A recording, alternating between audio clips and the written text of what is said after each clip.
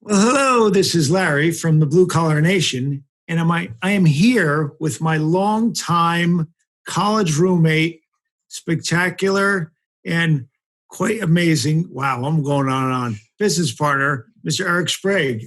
How are you today, the Tech Whisperer? I'm shocked that you're saying so many nice things about me. I like the podcast because it's the only time that you treat me nicely.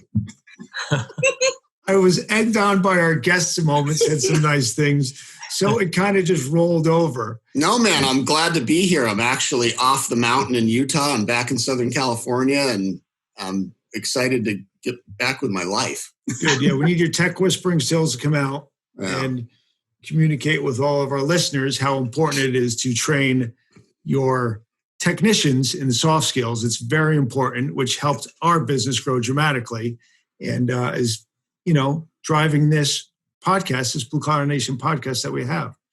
And we have some wonderful guests today as well, which we're very excited. We have Cheryl McRae and John Smith from Scorpion. John. Yes, Larry screws everybody's intro up every single week. Wait, mine was good. Yeah, you did good. Okay. Take two. Larry likes you better. Cheryl McRae from Scorpion Digital Marketing and John Smith from Scorpion. So wrong. Did I do it again? You did it again. His name is Josh, and you already know that. I listen to Josh. He literally listens to every one of your podcasts. Step below John on the Caucasian scale of names, so that you.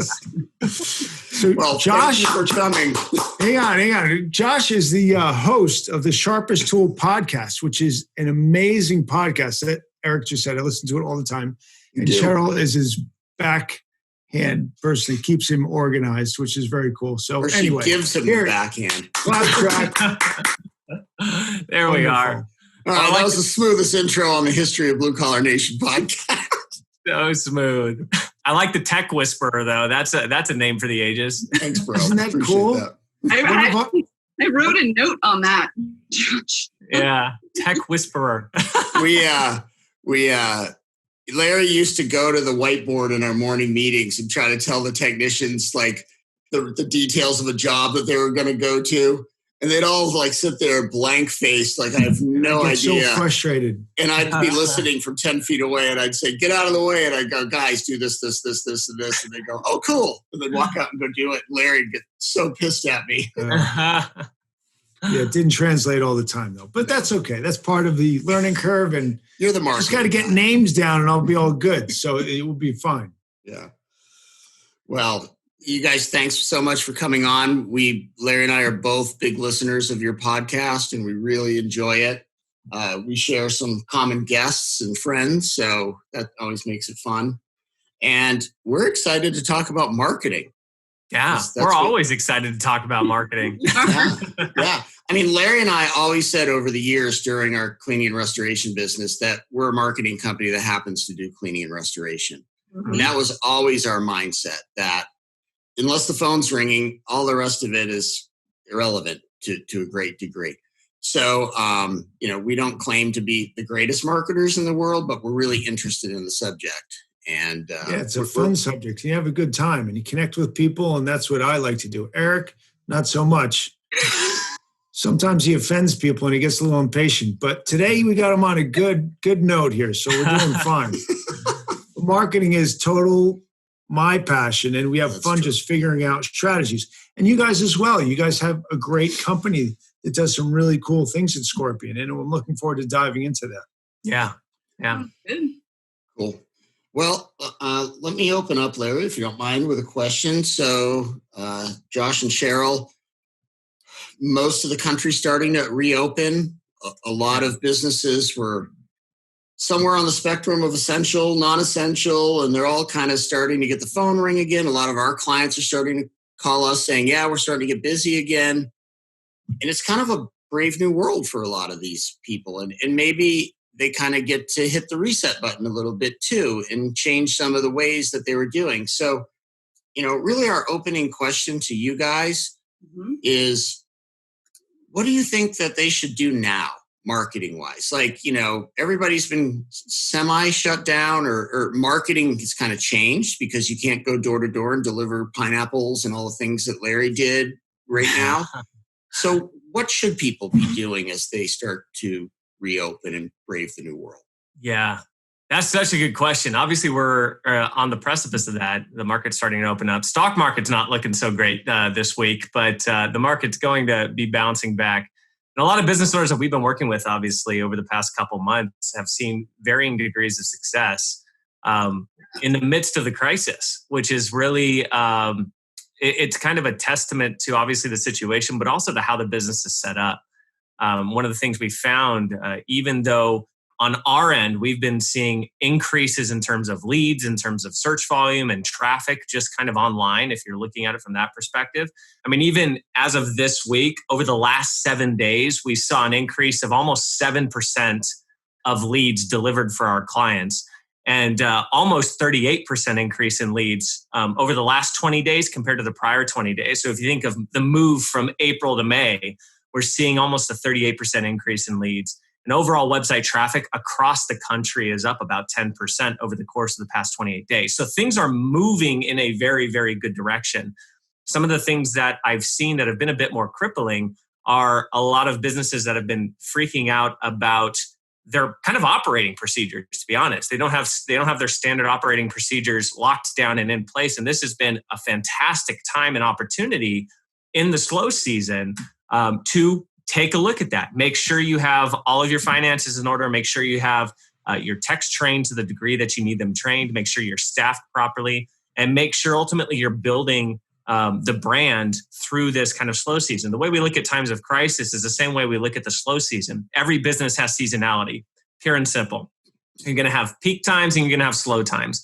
We're moving into summer for a lot of home service businesses. This is going to be a peak time. So typically we don't have to worry about those things. So it's easy to have our mind focus on just managing all of the influx, but lose sight of some of just the operating procedures that actually help us through those slow times. So I would suggest as things are continuing to open up and we're seeing these leads flood in, we're seeing traffic flood in, there's still a window of opportunity that if you haven't taken a look at your SOPs or your standard operating procedures, to make sure you have a proper cadence from the minute that customer places a phone call and the script is locked down with the CSR to provide the best experience possible, because that's the first point of interaction that a customer is going to have with the organization.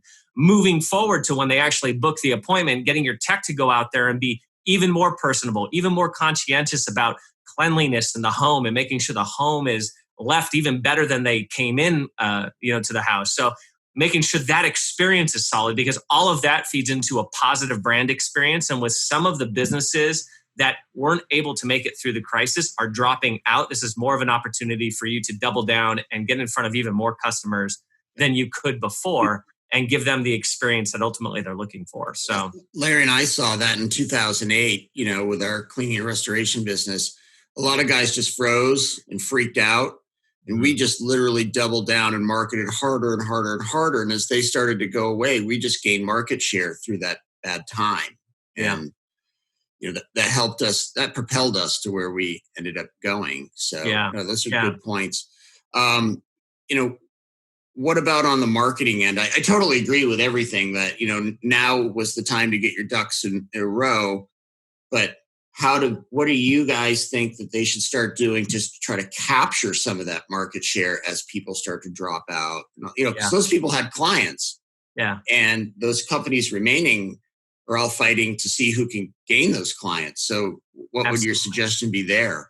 Yeah, marketing is best served and is most effective when, obviously there's a saying in marketing where it's you want to have the right message at the right time for the right person, right? Whatever situation they're in, you need to be present with them. And consumer behavior is always shifting. So it's important in marketing that we understand where our consumers are actually hanging out, so to speak, online, if you look at it from a digital perspective. So obviously at Scorpion, we focus primarily on digital marketing and digital marketing technology. And so that's where you want to place your focus. One of the things that we saw at the beginning of the crisis was we saw a massive move towards Facebook and towards social channels. People were locked down, they were quarantined. We saw Facebook traffic and users increase by about almost 55%. So over 50% increase in total user base. Instagram increased by 33%. So there was a massive opportunity to get in front of your customers on those platforms. But you see, as home service businesses, we don't always think about that, right? We don't think about the social aspect and the opportunity to get in front of those people because they're not usually as intentional about wanting to place a phone call for their plumbing problem when they're browsing Facebook or browsing YouTube looking for cat videos, right? So this is a big opportunity for us to witness to them, let them know who we are and what we do. It's the first entry point into making a digital imprint or a brain imprint of our brand on the consumer. So that way we start walking with them through their journey. And there's several different tactics that you can take after you start with that initial interaction with the customer, walking them with them through their journey up until the point where they actually recognize they have a need for your services and they're looking for somebody to actually call to actually help them with their problem. That's still a very, very prominent place to be today. Even right now, as things are starting to go back to normal, we're still seeing a very large spike in terms of social media usage. And that's something that you definitely want to be present. You don't want to put all your ducks in that basket because you got to be in a place where we would call it bottom of the funnel. So if you think of how a customer moves, they start at the top of the funnel, meaning they don't know who you are and what you do. And then at the bottom of the funnel are the people that know who you are, what you do, they have a need for what you offer, and they're ready to place a phone call. And so our goal in marketing is to move them down that funnel. But we're also seeing people convert at random points in time. You have obviously your emergency jobs that pop up, and they may not know who you are, but they need to get somebody out for their emergency situation. They got a pipe that burst, and there's flooding in the bathroom. I was at a situation where my washing machine had the drainage hose popped out of the drainage tube. And it flooded my laundry room with like 3 inches of water. Larry and I have seen that once or twice. Brand new house, mister. That shouldn't be happening. I know. That's what I'm saying. And I only heard it because it sounded like somebody was throwing up in the other room because it was seeping through the ceiling, dropping on my floor. And so it was. That's a good job. That's a good job. That's an emergency. Larry and I smile on those ones. I'll add to that. So Japanese kanji, right? Crisis equals opportunity. Mm-hmm. And the wise ones in the world understand this is the time to use the opportunity. So brand is everything right now, and it's trust. And you need to be doing truck wraps like now. So when you show up in someone's driveway and you've got a clean truck and you look great, you've been on social, you're providing valuable content, small troubleshooting videos. For example, an HVAC contractor at my house yesterday, Josh. Yeah. My garbage disposal doesn't work, but I was looking online for little troubleshooting. And do you want to know the first person I'm going to call when I realize I need it professionally fixed? You have to build the brand, right? Yeah. You build the trust in the community. And now is not the time to not be present. It's not. Now is the time to be more present than ever. And what Josh was saying, top of funnel, yeah, that's social.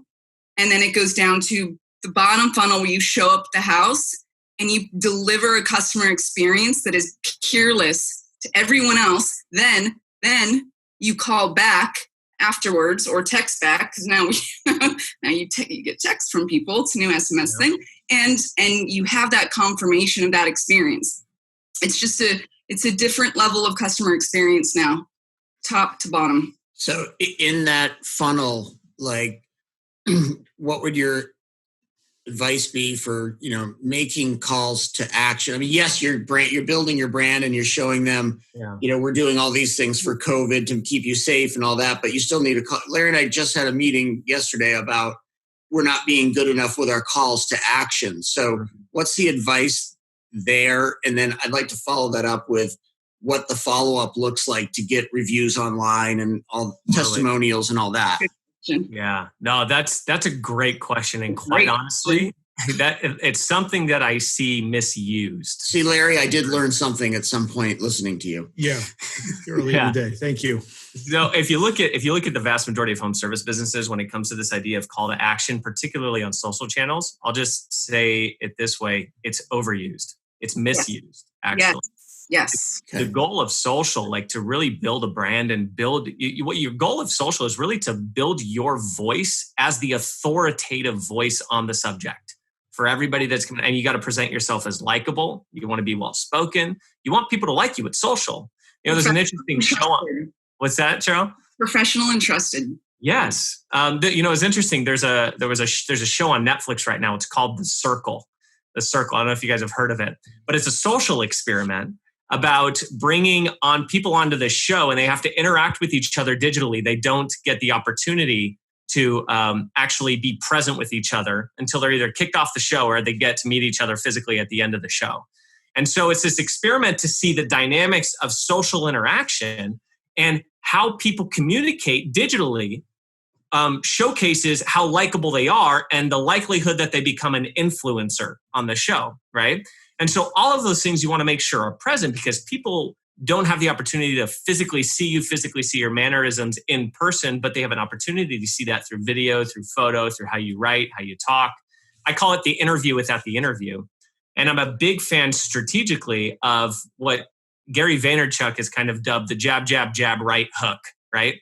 3 pieces of value-driven content that have 0 call to action. It's pure value to people.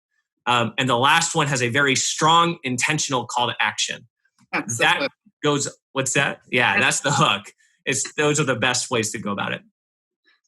I'm sorry, Josh. Should they be repeating that jab, jab, hook over and over? 3 pieces, a call to action, 3 pieces, a call to action? Okay. Bingo. Yeah, 3 pieces of value-driven content that have 0 call to action and then a strong intentional call to action. And the goal is this, with the 3 pieces of the jab, those are the jabs, they're nudging you and like giving you pure information. I want to be helpful. That's the message that it sends subconsciously. It's like, wow, this is great. People smell salespeople a mile away, especially these days. And so you got to find a way to cut through the noise. And if at the end of every single video, you're saying, call us today and we'll send somebody out to help you. Don't do that. Just smells malicious. Yeah, it's all pitch. Yes. All the time. 100%. No, I think ahead, Cheryl. What Josh is saying too is intention comes through clearly. Yeah, the vibe that you're putting through in your message. To provide value and be a part of the community right now. That is part of being a trusted advisor in the community. And if you do that salesy thing and the call to action has to be very clear. Yeah. In a way that's not aggressive. Well, in the real world, it's like going to a chamber of commerce. Everybody's there to sell and nobody's really there to buy. Yeah. So what you have to do. I mean, Larry and I work chambers of commerce in our service business like no other. That was our bread and butter. Yeah. And we realized early on, like everybody hates the person who's constantly walking up to everybody and pitching all the time.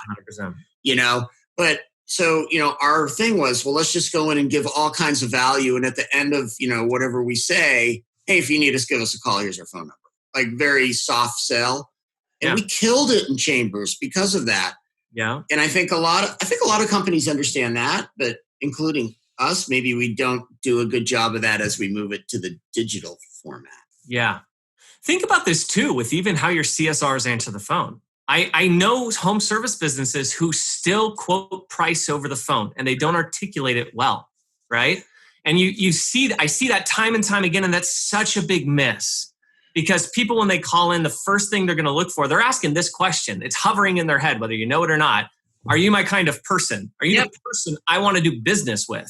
Yeah. If the first thing out of your mouth is, here's how much it's going to cost, you're prescribing before you're describing the situation, right? If that's what's on the tip of your tongue and the tip of your team's tongue when they're talking to your customers, it's sending the wrong message. And I could not agree with Josh more. So the script needs to be accurate and it needs to start right now with love. It needs to start with, how are you? What do you need?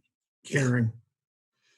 Because everybody's needing services. And still value your services and don't undervalue what you should. Yeah. But they're afraid to have us in their home. Well, they're nervous, They're nervous. Here's the thing. If you lead your CSR intake script with, hi, how are you? It's good to hear from you. What do you need? What do you need? Okay, you need your garbage disposal fixed. I do, plus my HVAC. Yeah. I just want you to know, okay, before even the price, this is what our protocol is. We are going to show up. We are going to have the sanitation protocols. And this goes back to what Josh was saying at the beginning of this about operations and getting that in line right now. Everyone should be getting that in line in the trades right now. Everyone. Sanitation, it's just going to be perfect. The equipment's going to be done. We're going to show up. We're going to wear the booties. We're going to wear gloves. We're going to wear a mask. If you are not comfortable, and if you're East Coast, we'll enter through the basement. If you're West Coast, we can go into your patio. We will respect if you don't want to be around us, but we'll take care of the business and we will follow up. And that's the script change. It's like, don't even get to the pricing until it's relevant, but also do not undervalue your business and underprice yourself right now. Yeah. I want to tie it back to the marketing piece, Eric. And that is this. It all starts in your marketing. How your marketing's message, the content you're putting out, that starts there. Because if you come across salesy in your marketing, you're probably, the anticipation is you're going to come across salesy in your experience. If you come across genuine in your marketing and value-driven in your marketing, and then your CSRs are coming across salesy or your technicians are coming across salesy, there's a mismatch in the consumer mind. That doesn't breed confidence. It doesn't give a good experience. So the consistency of that message is so valuable. And one of the things that home service business owners, in my experience, are a lot more reluctant to do is this idea of giving away the keys to the kingdom. Well, I can't put out a video that shows them how to do it because then I won't get the job. That's the gut reaction that we have as business owners. They're never going to do it. But that's exactly it. So you show them how to do it. You show them how to do it. And then you don't have to worry. It's going to come because they're going to stop. There's a plumber out in Los Angeles who has something on their website, and they're basically saying the tagline was, "Call us when he's done," or something like that, or "Call us when he can't fix it." It's some play on that, but it's getting to the heart of the matter. And the heart of the matter is that even if somebody tries, they're going to eventually get to something that they can't do. And if you're with them during that journey, guess who they're going to call? The guy who's been helping them, not the guy who's been selling them. Exactly. Trust. Build the trust. Yeah. It's counterintuitive. And Google calls this the age of assistance. Yeah. And this is what Google's entirely about, the age of assistance. Not assistance like Google Assistant or Alexa, but assistance in helping. How are you helping consumers? Right. Because you can find how to do everything on YouTube and everything else. Yeah. Did you ask about online reviews, correct? I asked about follow-up. And so when at the bottom of the funnel, my follow-up was the follow-up. So once you've done and given great service and got paid, then what should they be doing to make sure that they're leveraging all of that goodwill to make sure that they're getting the next client and the next client and a repeat client? Yeah, that's a great question. I think there's a couple steps to that. The first thing is you got to capitalize on reviews and reputation. People look at reviews and reputation as much as they would a personal referral from a friend when they're looking at online reviews. And 9 out of 10 times, people are going to look at a review before they make a purchase decision. So reputation is massive. You see that across all of the e-commerce websites too, right? Amazon capitalizes on that. I personally, my wife and I, we don't buy something without looking at reviews. So it's built and ingrained into us as consumers. So you got to make sure you're doubling down on reputation. If you know somebody had a positive experience, go get that review. So that's kind of the first step. The second step is you got to start some sort of mailing list, right? You got to have a mailing list where you're staying in front of your current customers, I would say 4 to 6 times a year. So that's, if you think about it, 6 times a year, that's one mailer every 2 months. You could be talking about seasonal specials, tune-up specials. If you have people that you're trying to get on maintenance programs, you can have seasonal discounts for maintenance programs if people buy in early. There's a lot of opportunities to stay in front of them with bringing value, but also making sure they're aware of all the things that you could potentially be doing to help their home. And I think that's key in terms of maintaining and growing the current customer base. I'll add to that. This is also operations, right? So, you have your master plumbers. They're amazing. You know the good ones. They deliver a good experience. They need to ask for the review. Like, I just delivered this. Hi, thank you so much. Even if it's from the porch, they say it. I would love if you had a good experience, and I hope you did. And if you didn't, let me know. Again, empathy, compassion, right? And just ask for it. Would you please do a review? And if it wasn't okay, can you let me know and I'll fix it?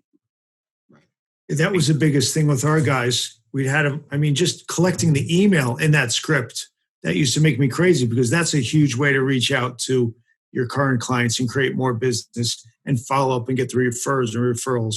And same thing, we had a little bonus for our guys if they got their name in the review. Yes. Because they made a connection, so we'd pay that. So if we got them, to ask for the referral, they got a bonus if they got a referral.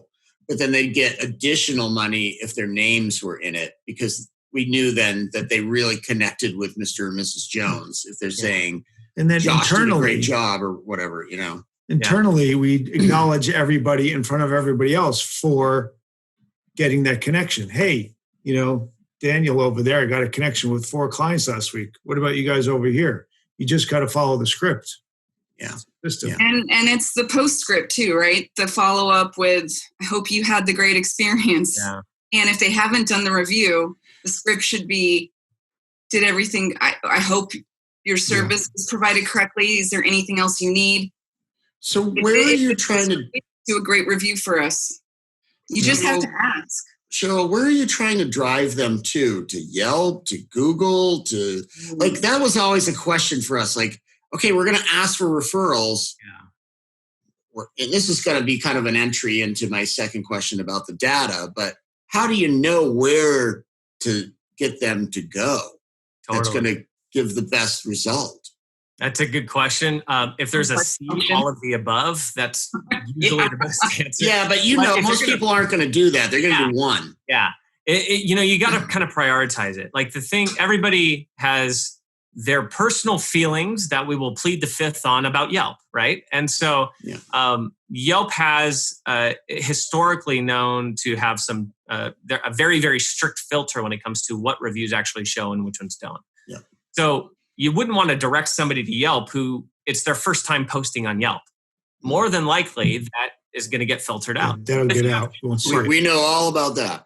You know all about that. Yeah. So the big direction we always direct people, the first place that you need to really make sure that you're building a solid reputation on is Google, because reviews are going to influence your GMB or your Google My Business profile. It's going to influence your map rankings. So are you showing up in local listings and the local map pack? That'll help with that. But also in the age of LSAs or local service ads, making sure you have a solid reputation on your local service ads. Some of those pull from the GMB, but they're also going to have, if you did a local service ad job, it'll show up as a verified local service ad review from somebody who booked a local service ad job. So there's another distinction that you get by building up the reputation there. Google, first and foremost, because that's the biggest search engine that people are using in order to build that up. Josh, go back and some of their listeners / viewers might not know what an LSA is. Sure. Yeah. No, LSAs. Explain that a little bit. LSAs are local service ads. They're nationwide for the vast majority of home services. And they're in Google, is what you're saying? Correct. This is in Google. So most people are familiar with Google's pay-per-click program or PPC program. These are the ads that show up at the very top of the search engine results page. So when you go to Google and you run a search for plumber, you're going to get results, and the top results usually have a little ad marquee next to them, and those are pay-per-click ads. But a couple years ago, about 3 years ago, they started running tests with a pay-per-lead program. So pay-per-click, you're paying for every click to get somebody to go to your website. Pay-per-lead, you're paying for a lead to instead of a click. And the leads are, in some cases, in many areas across the country, are less expensive than the clicks are even. So there's a very, very valuable opportunity here. Usually those local service ads in any given market show up above the pay-per-click ads on the search engine results page. Josh, can you add to that, please, and talk about the application process and why a good premier marketing partner might help you with it's pretty intense. It's not easy. Yeah, it's pretty intense. One of the benefits of the Google local service ads program is that Google is slapping a guarantee on the work that's provided from the providers. It's one of Google's attempts to clean up, so to speak, the search engine results page. So they're providing the truly the best results for their customers and with the best businesses. And so the application process is pretty extensive because they're slapping a $2,500 guarantee on the work that's being performed. Right. And so there's extensive background checks that you have to do on the business owner, the business, as well as any technician that's going into a home. It's a pretty extensive process, and it can take weeks and sometimes even months to get fully approved to be able to show up in the local service ad. So if you're not in local service ads, you absolutely want to get the application process started. And there are many benefits of running that process through a preferred Google partner. Like Scorpion, for example, we have what I call a red line or a red phone. You know, you think of the movies with the red phone, go straight to the president. It's like we have a red phone into Google with Google representatives that we talk with on a weekly basis about local service ads. What's that? Sometimes daily. Sometimes daily, to be honest. But we also communicate with the background check companies to see how things are moving along. We can provide updates for the business owner so you can focus as a business owner on running your business and let us handle getting you set up and incorporated into that particular ad platform. So if you're a new business, let's, Larry and I sold our business, and let's say we, moved back to the East Coast and we said, okay, let's start a cleaning and restoration business tomorrow from scratch again. Would we not be able to, because we'd have no customers, we'd be brand new again, even though we're not brand new? Like how would somebody like that navigate that? Would it just take, you'd have to work for a year or two before you could apply? Nope. You can apply even if you're a brand new business. Okay. You're obviously going to need to build up the reputation to be able to show more frequently. The thing about local service ads is there's three things they look at when it comes to who they show most prominently. They're going to look at reputation. It's going to be a big factor. They're going to look at your proximity to the searcher. So when somebody's running a search, how close are you physically to where they're located when they're performing the search? And then they're also going to be taking a look at your response time. So when these leads are actually delivered to you, are you picking up the phone or are you under a sink, not able to pick up the phone and it goes to voicemail? And that is a poor customer experience. And so Google's not going to look at that as favorably. So You still can get the application process started though. So, but if you have no real reviews, like let's say I open Monday, Larry and I open a new business Monday, something we've done for years, but we're starting from scratch again. Would they make us wait to watch to see us as we build reviews and all that and then start processing? Because if you don't have a reputation yet, I guess that's my point. Yeah. What do you do? You'll still be in there. You just won't have any reviews on your profile. So people have the option, even though when you look at the search engine results page, there's only 3 listings that show up in the results page. But you can click in to expand the LSA platform to view providers in the area. So they have an option and an opportunity to still take a look at you. And Google's rotating this and constantly updating the algorithm to give not have preferential treatment to businesses who just have thousands of reviews versus the small guys. They recognize the monopoly that happens when that takes place. So they've made several changes over the years to the algorithm to get a bit more of a cycle to how things are rotating. How do they deal with? We've had this conversation with other blue collar marketers on the show. Like, how do they deal with? Let's say I have a plumbing company and I'm kind of chucking a truck and I do 5 jobs a month. So I'm going to get all 5-star reviews because I'm not that busy and I have time to make it happen. Whereas, other companies are getting 5 jobs an hour. And, the chance for having... It's a numbers game. It's a numbers game. The chance for having more 2- and 3-star reviews just because they're doing thousands and thousands of jobs a year, they're at more risk for having more jobs go bad. That happens to all of us, no matter how good of a company we are. How does that get weighted? That's a good question. That's not one that I have probably a clear-cut answer for, and Google might not have a clear-cut answer for it either. We've seen many situations, even though, where we've seen big companies who were banking on their LSA traffic. They were getting a large amount of leads coming in every single month, and then 1 month just drops off because they're doing some rotation cycle. So big companies going from having 300 leads from this platform to having 50, right? And it's a massive hit to the company, but there's nothing. You got to be collecting email addresses and other ways to connect with these people. Exactly. You don't want to rest on just one area, for sure. Yeah, exactly. Let's move on to the part that I'm really excited about. Cheryl and I had a pretty long conversation a few weeks ago just about getting ready for the podcast. And, what separates Scorpion, at least in Larry and my mind, is that your size, right? You're collecting much more data than other marketing companies in our world, probably. Yeah. I would imagine that that's not disputable. And, and that's what we're really interested in is, you have the data and the numbers to know this works, this does not work, this works for some companies and not others. Can we do a little bit of a deep dive and kind of see what why? I mean, number one, why it would make sense to go work with Scorpion, because you guys have real information opposed to, licking your finger, putting it in the air and going, I think I'm going to, do Google ads this month. That's Josh, you want to talk a little about Scorpion One right now? Sure. Yeah. One of the biggest challenges that business owners are facing right now is the pulse that they have to keep on so many different channels of their marketing. That's hands down one of the biggest challenges a business owner who's trying to manage their marketing is having. Because the reality is it's not just an SEO or search engine optimization where you show up in the organic search results, which is below the paid ads. It's not just an SEO and a PPC game, like running PPC and SEO. That was like 7 years ago.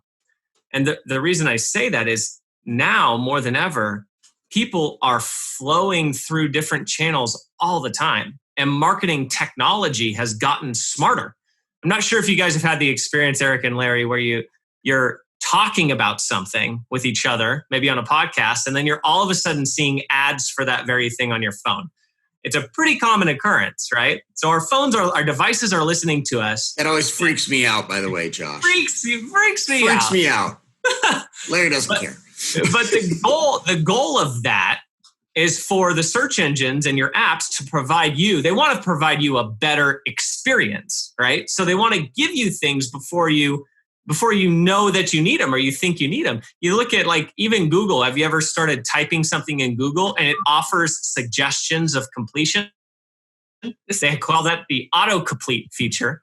And what they're trying to do is they're trying to anticipate what you need before you need it. And so I was at a Google training once and the trainer said something really interesting. They're like, if a searcher doesn't know what they want, we see that as our problem. If they misspell something, we see that as our problem, right? So they take a very customer-centric view when it comes to the employee or the client experience, the customer experience. So that's the first thing that I think you want to take a look at is how consumer behavior is changing. And the problem business owners are having is how do I effectively manage all that? Where do I put my money? I have a limited budget. I've allocated a percentage of my gross revenue, my top line revenue that I'm putting towards marketing. And I just don't know where to put it. Do I put it all in PPC? Well, maybe I'm in an area where PPC is just too expensive, right? Do I put it all in LSAs? Well, that's great, but LSAs, you don't know how much you can really put in effectively. We've seen businesses that say, hey, I'm willing to spend $10,000, but they spend $200, right? So there's a bit of a dynamic of knowing what to put where and when to do it. And compound that fact with the reality that month over month, you have seasonal changes and fluctuations. Traffic changes, lead volume changes, business fluctuates. There's different players that enter into your market. So there's so many things that a business owner has to have a pulse on and take a look at. And when it comes to marketing, historically, marketing has been, let's put dollars in here. And if I get leads and I get leads at a low cost, then that's good. And a lead is kind of this tracked call that comes to my business. Historically, that's how we've looked at it. And at Scorpion, we take a bit of a different approach because we know that only tells part of the story. As a home service business owner, you have really what we call 3 points of conversion, right? You have a click that turns into a call that turns into a booking, and a booking that turns into business, right? For the company, marketing or Scorpion would only really control one aspect of that, right? Turning a click into a phone call, but we know that doesn't tell the full story. And so we imagine a world where we would use technology to be able to make smart decisions to put more of your dollars into the channels that are working together to produce the revenue for the business. And so really the big differentiating factor that we have at Scorpion, we call it our Scorpion One platform because it's an all-in-one platform that utilizes the collective expertise of not only our paid managers, so it was what we call them, our Scorpion One ads managers. So they're taking a look at everything going on with the campaign, all the different channels and the different signals that we're looking at and how they all work together, because that's another key piece here. You don't want to get into this minutia of, hey, I'm going to look at this particular drains campaign that I'm running or this plumbing campaign, and it's only looking like it's producing a 1 times ROI, so I'm going to cut that. Because what we've seen over and over again is that these channels all work together to produce an end result. I was looking at a client yesterday, for example. They had the lead classified in their CRM, in their customer database, as an organic lead. It came in through the website, no interaction. That was what got the attribution.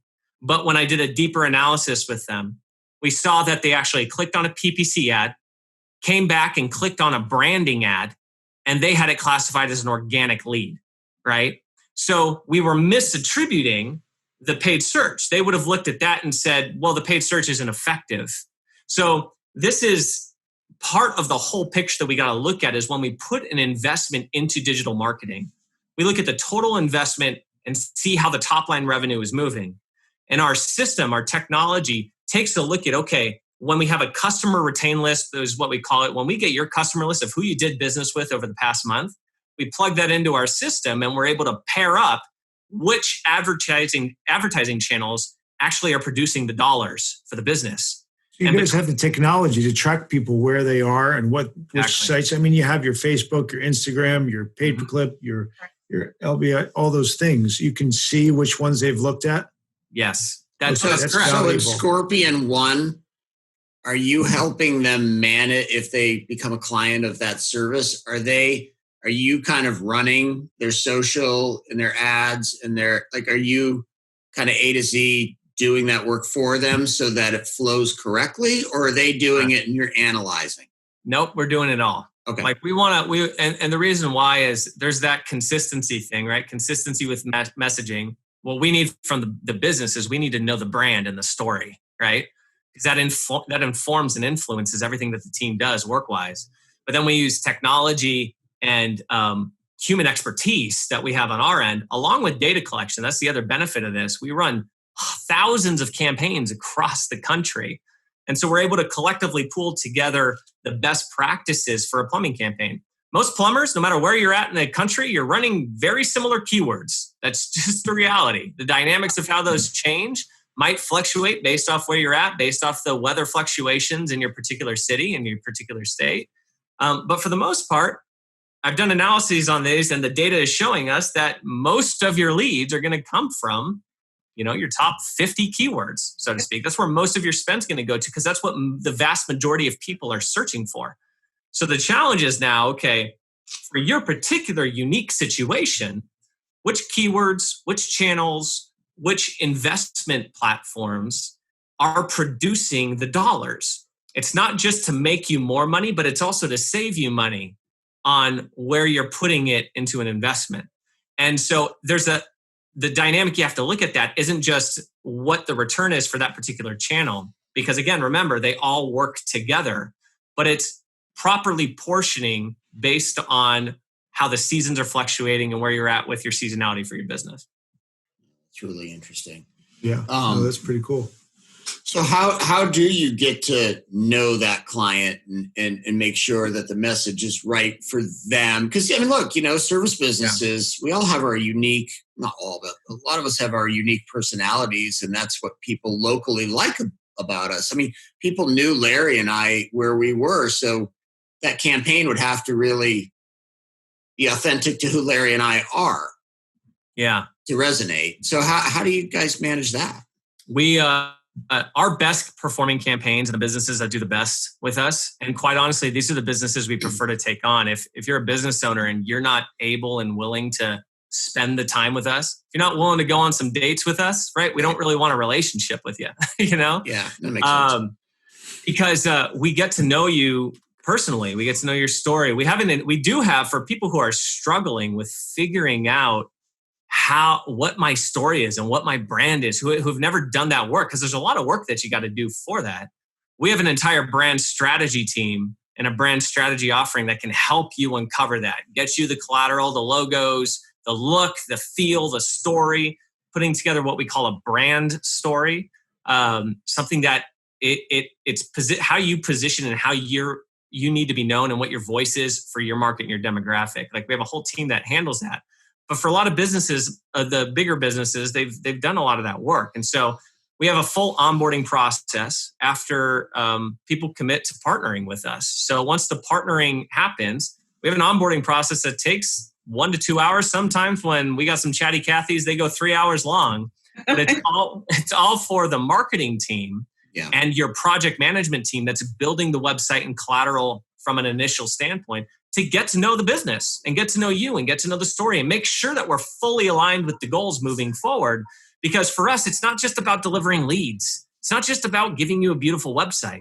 It's about making sure we're achieving the long-term initiatives, the long-term goals that you're setting for the business. If we don't know what those are, then we're not going to be properly informing the marketing at all. So we spend a lot of time making sure that's set up. And then a week later, we have a full strategy call, breaking down all of the strategic initiatives that we're doing, what we're going after, target areas, collateral, all of that stuff.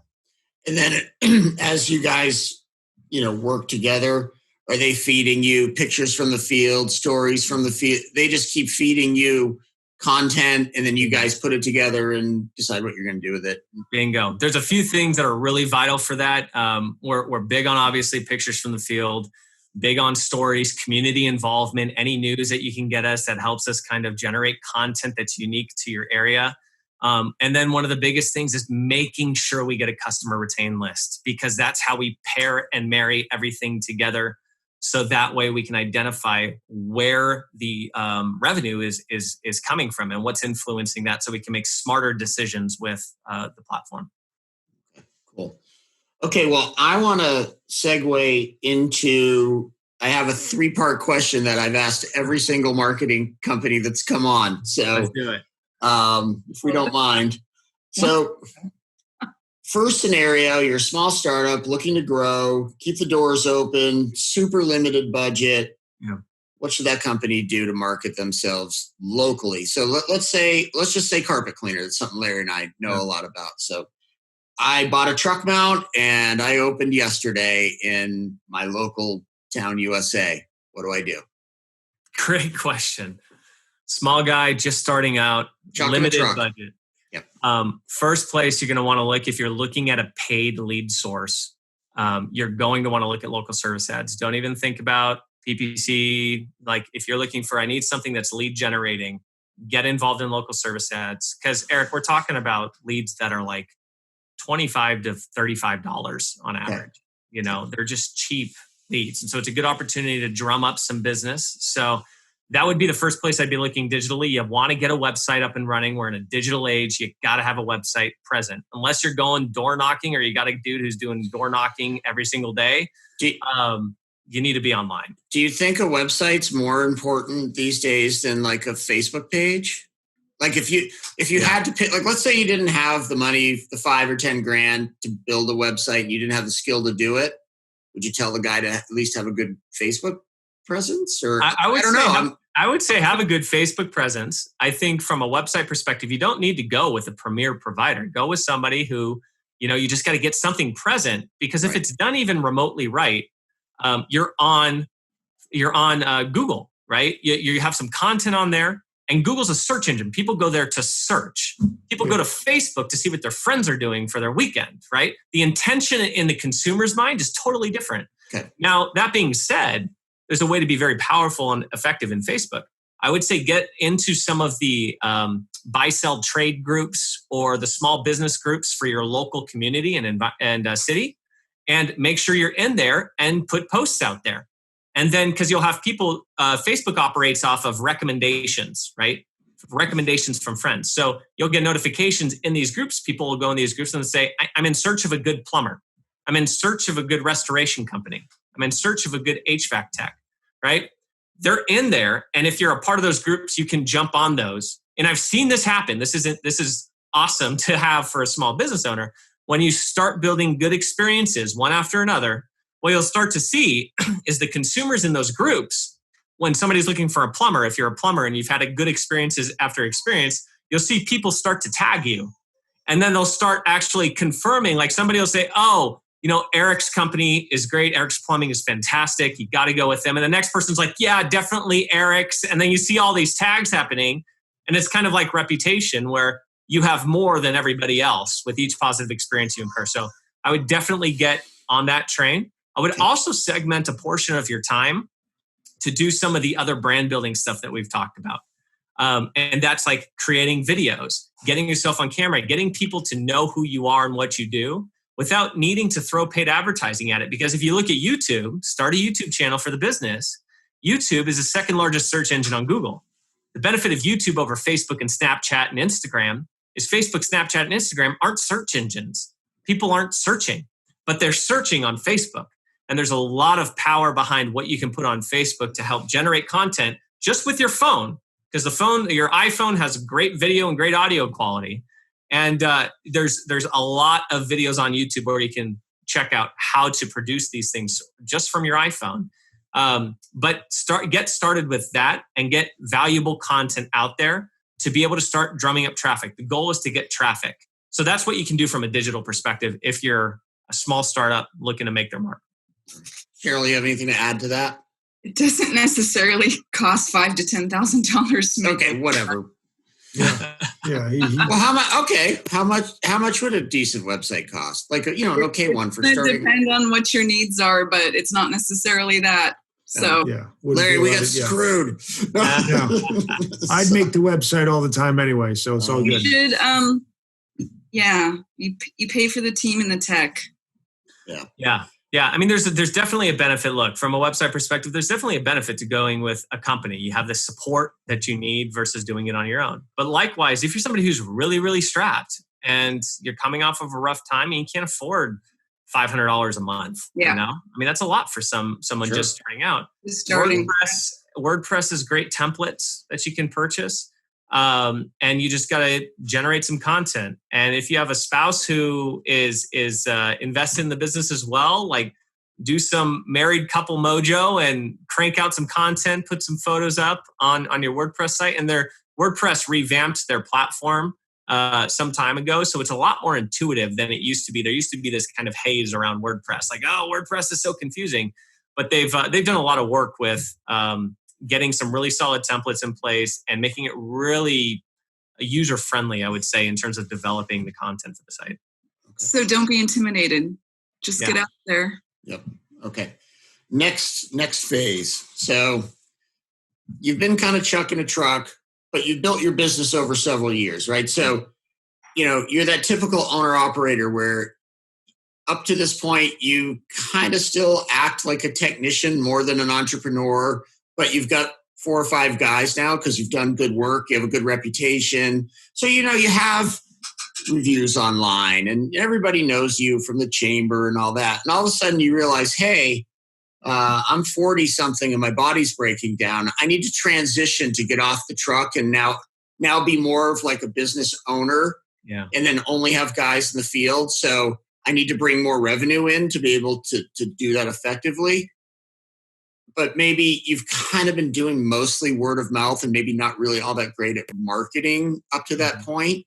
So what would you tell that person then to get off the truck and be able to start to scale their business marketing-wise? Yeah. First thing I'd say is I congratulate them for getting off the truck and starting to focus on the business, because that is so necessary. Amen. You know, there's a saying that it circles around for us, and it's the minute that you can afford to hire someone, hire someone. Like, don't get greedy and take the profit, because you got to focus on scaling, and scalability isn't going to happen on your own. You got to be able to multiply your efforts.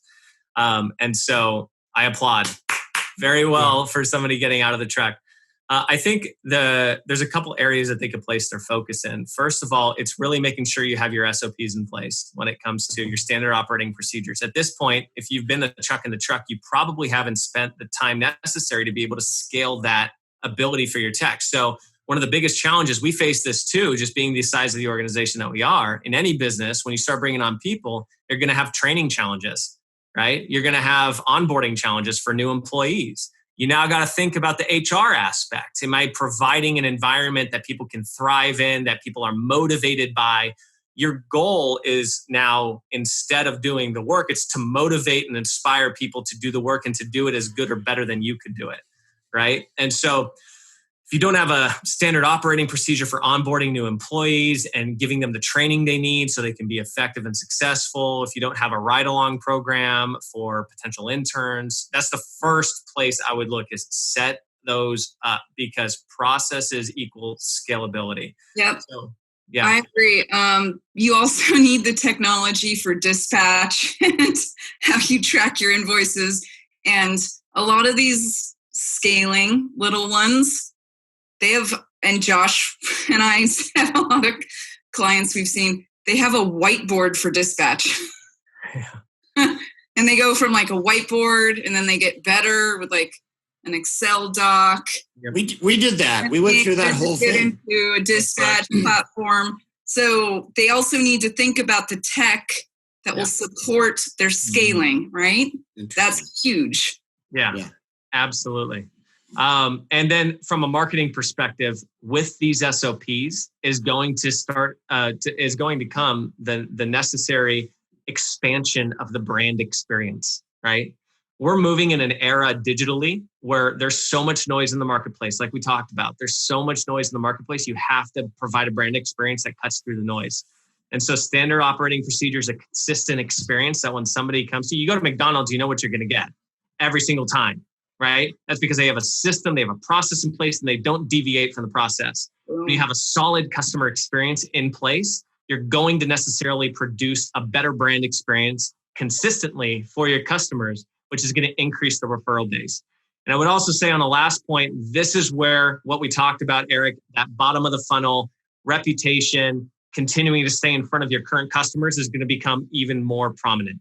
You've got to make sure you have a solid follow-up process. You're staying in front of those current customer base, because it's always going to be cheaper to keep a current customer and to work more with them than it is to get a new customer. Always, every single time. So don't skirt that responsibility. You're doing your business a disservice if you do. Yeah. You can't be transactional at that point. Yeah. It costs too much. Yeah, so, and that's what you said. Just it's so much cheaper to market to your current clients, and that's a huge value to any service company. Yeah. All right. Well, your current clients are still. So here's the thing from my perspective: your current client is your next client. Yeah, exactly. Okay, so they will come back, and if you're in a home services vertical where you have maintenance programs, like you definitely need to retain that client. You need to go back to them. Also the referral, but they're going to call you the next time if you treat them right the first time. Yeah, right. Absolutely. Great point. All right. Last question. Take a lot of your time. So you're the big guy in town, and you've been the big guy in town for a really long time.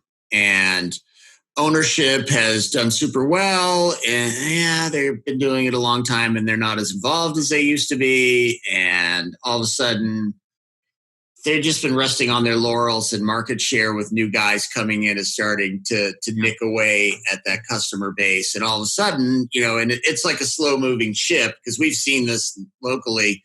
all of a sudden they're angry and say, we need to do something about this. There's 10 upstarts who just took 25% of our clients away over the last 5 years. What do they do to right the ship and get their market share back to where it belongs? And I think that also is kind of, they have a much bigger footprint. So there's also, especially online, more chance to see negative reviews because they're so big and they do so much more work. Nobody's sitting there with a calculator doing the math going, this company does 10,000 jobs a year and they got 27 one-star reviews. Yeah, out of 10,000 jobs, the person only sees the one-star review sometimes. So what would you tell that company? Boy, we have so many clients that are in this position. And it is something we talk about a lot internally. It's a big transition point. You have that transition, just like you said, you're getting out of the truck. Now you got to set in place some standard operating procedures and make sure you're starting to really build the experience for the customers. In these areas, when you get to another crippling point where you're trying to make the next break into that next tier, oftentimes we see this on average, quite honestly, I think for companies that are trying to go from that like $6 to $7 million a year range to like the $10 million a year range. They're trying to break double digits when it comes to the millions that they're producing every year. And I think there's kind of a two-part answer, a front end and a back end here. One of the things that we see the biggest $30, $50 million companies that we work with, the biggest things that we see them do is they start to really capitalize on mass media. Now, we're a digital company, right? We work with digital, but digital is a complement to what mass media can produce as well. You got to get that brand experience in front of even more people. You need to be the top of mind provider, because if you're not, it's easier for that small guy to just come in and undercut you price-wise.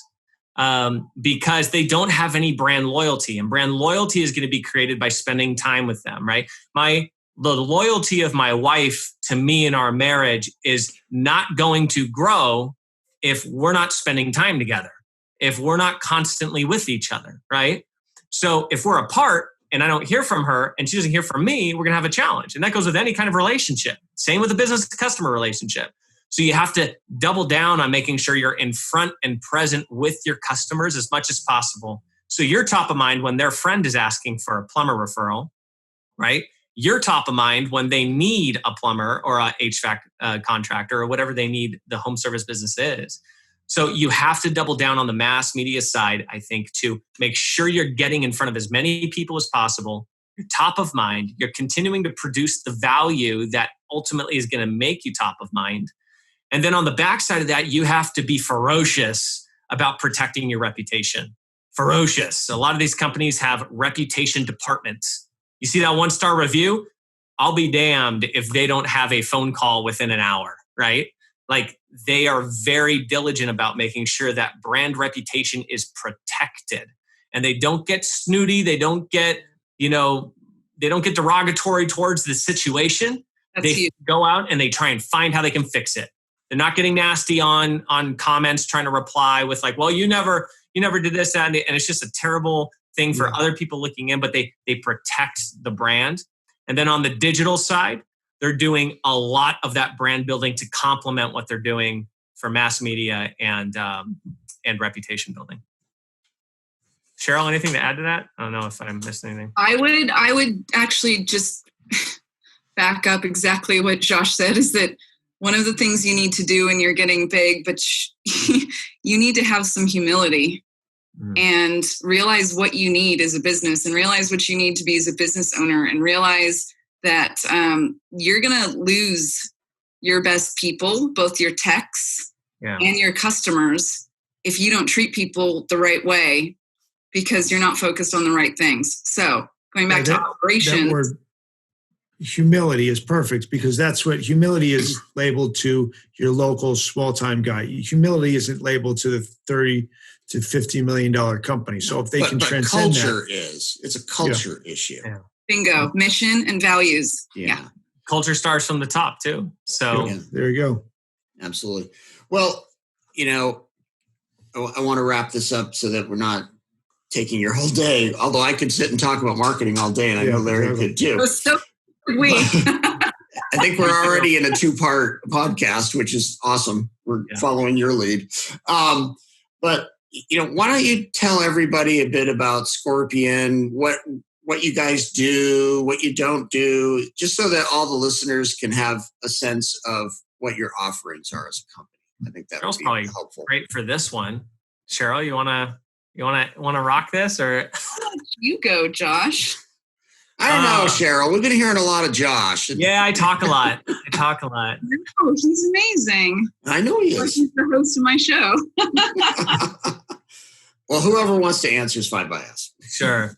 So at Scorpion, ultimately, we're a marketing technology company at our core. And we have a primary focus on small businesses, small and medium-sized businesses. And we do work with some large businesses in a wide variety of verticals. Obviously, myself and Cheryl, we focus primarily with home service businesses and helping them grow to hit their long-term initiatives and goals. So a lot of the services that we offer are primarily going to be focused with digital marketing and online advertising, but ultimately we're providing technology-wise business solutions, right? Solutions to help you track things better, help you grow the business better, help you make your spend go further for the business. But all of that is just encompassed around making top-line revenue continue to grow. Those are all tools in the business owner's toolkit that we want to be able to provide to help them do exactly what we talked about on this podcast, which is focusing on how do we get from stage 1 to stage 2 to stage 3 to stage 4. Each stage is going to need a different thing. And how do we get through the year to come out better this year than we did last year? And so the technology that we provide kind of feeds into that. A lot of the services that we run pretty heavily focused with our clients, everything from website development to running digital campaigns for paid search advertising. And paid search encompasses a lot of different things. It's going to encompass your local service ads, which we talked about, your pay-per-click, which we talked about, your SEO or search engine optimization, which we talked about. We do chat for the websites. We offer social media marketing. We offer video marketing. We offer video production. So pretty much anything that's going to feed ultimately the business to help get your message and get your brand into the eye line and the eyesight of your consumers and your ideal customers, and then help make that as effective as possible is pretty much what we do. So is the process, Josh, that you guys kind of build the brand first and then start the process at once that's put in place? Because a lot of us don't have a great, local service providers, us, Larry and I included, we don't always have the greatest brand. It's dodgy. It's kind of a little here and there. Yeah. Do you guys work on streamlining that first with a client and then moving them through the path of as much as possible? I mean, like I said, a lot of our clients come to us already with kind of an idea of what the brand is. But every now and then we do have clients that they just don't know. They have no idea what the brand is. They've never thought about it, right? And so one of the steps that we take in kind of that onboarding process and building out a website is to really pull out what the brand is. Because here's the thing, a brand isn't imposed by some third party. It's what's uniquely and authentically you and your business. And so we need to pull that out. And then the other thing to keep in mind is a brand isn't what you always say it is, right? The brand that you have, the experience that you're providing, which ultimately feeds the brand, it's all the emotions, all the thoughts, all the touch points that somebody has with the business. That ultimately, whether you're a good brand or a bad brand, is ultimately decided by the customer. The customer gives you that label. And so I think we forget that sometimes. We think that just because we put something out and we think it's the golden goose, like everybody's going to see it that way. But that's not the case. And so we have to be very kind of diligent and on our toes to make sure our brand is authentic with how we represent ourselves and what the culture is internally, because you can't fake the consumer. The reality is going to come out. And so it's better to just be authentic with that brand voice. And we do as much work as we can to really pull that out and infuse that into the marketing with the business. I'll add to that. We are super focused on honest guidance and Josh's team is, they're the experts at it, honestly. And it starts circling back to, you asked earlier about how we get to know our clients, right? It starts at the very beginning, right? The top funnel. It starts with meeting someone at a conference, or for me, maybe attending one of my webinars that I make Josh host, or our podcast. So it starts there, and then it builds over time, just like it should for. It's not he does videos. We do so much content that puts us out there, that shows where we provide honest guidance. There's no dishonesty with Scorpion. That's something that I think is one of the most beautiful things of the brand. We provide effective strategies. That's huge. And that's also Josh's team. And we also provide a clear path forward for their business, what their goals are. So when he talked about the onboarding and the uncovering process and needing to know where do you want to be today, where do you want to be in 3 years, we deliver the clear path and we take things off their plate. They don't want to worry about PPC or SEO. Trust. That's Josh's team. They're the experts. So, and then I think the last thing I'll add is, we're a family. So, and with home services, that's that division that matters. And we care more than I'm certain any other marketing company in America. Yeah. Pretty sure we care more. Cool. Yeah. Well, how does everybody find you guys? If they're interested, want to talk some more, where would they go to discuss this? Well, they would find us at Scorpion.co. Orpion.co.co. So Scorpion.co. That's where you can find us. You can chat with us.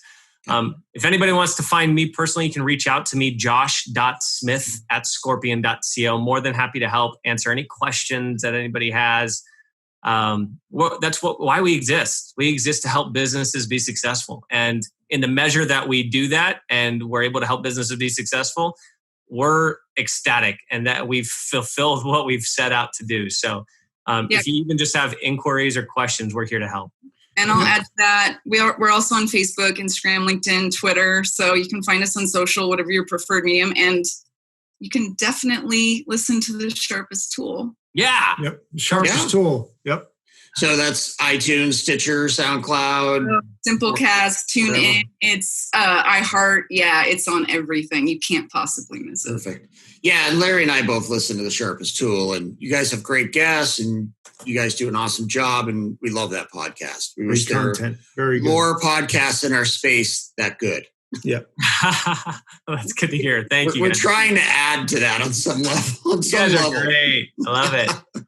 All right. Well, guys, thank you so much for taking the time to come on the show, and we're super appreciative. And that was a great conversation. I think a lot of people are going to learn a lot. So thank you. Yep. Absolutely. We appreciate the opportunity. Thanks for having us. Yep. Good talking Larry, to you any guys. final words from you? I've never heard you talk less in your life. He was so attentive. I was like, Larry. Well, Larry's a marketing guy. So Larry's sitting there writing it all down, going, I'm going to use that. I'm going to use that. Yep. Yeah. So anyway, all right. Well, thanks, guys. Appreciate having you on. Thanks, everyone.